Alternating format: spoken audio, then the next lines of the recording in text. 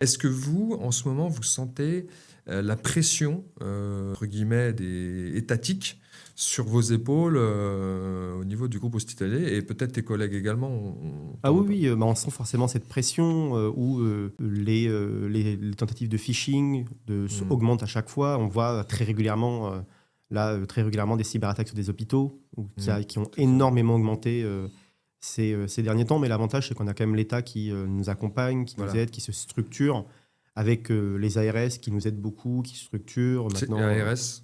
c'est Agence régionale de santé. En fait, c'est comment c'est structuré à peu près, parce que ça arrive, c'est très vite compliqué, mais on a les hôpitaux, puis après on a l'ARS qui va pouvoir nous aider pour pas que l'informatique d'ailleurs, pour plein de sujets médicaux. Et au-dessus, il y a l'ANS, donc l'Agence nationale, enfin l'Agence numérique de santé, qui elle est juste au-dessus, qui va pouvoir accompagner aussi, faire des notations, nous aider aussi sur certaines choses. Et en fait, on est vraiment accompagné, on a pas mal Mmh. de choses maintenant. On a Nice 2 qui arrive, le programme CARE, qui est quand même un programme, pour expliquer, c'est un programme de financement. Là, c'est que pour les hôpitaux. C'est un programme de financement où on nous donne, pour faire simple, un espèce de cahier des charges avec des prérequis, des objectifs. Pour s'inscrire, il faut qu'on respecte des prérequis. Par exemple, là, les prérequis, c'était avoir une PGSSI de signer. PGSSI, pour PGSSI, tout le monde? plan global de sécurité du système d'information.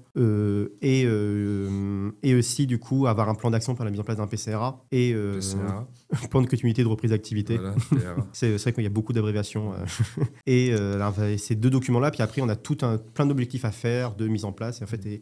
et en échange, et c'est des informations publiques. On a, par exemple, c'est des infos publiques que tout le monde peut trouver pour le GHT Normandie-Centre. Si on respecte tous les objectifs et que tout est bon, nous, on rend plein de documents. Et on a à peu près 360 000, 370 000 euros qui sont donnés en échange. Donc, on voit que l'État, quand même, accompagne beaucoup plus. C'est européen, il me semble, un Oui, programme CARE. ouais, c'est ça, le problème cas, c'est européen. Donc j'en profite, hein, je prends une petite digression. Un salut à Philippe Touron, hein, qui est un copain et qui a dirigé ce programme-là.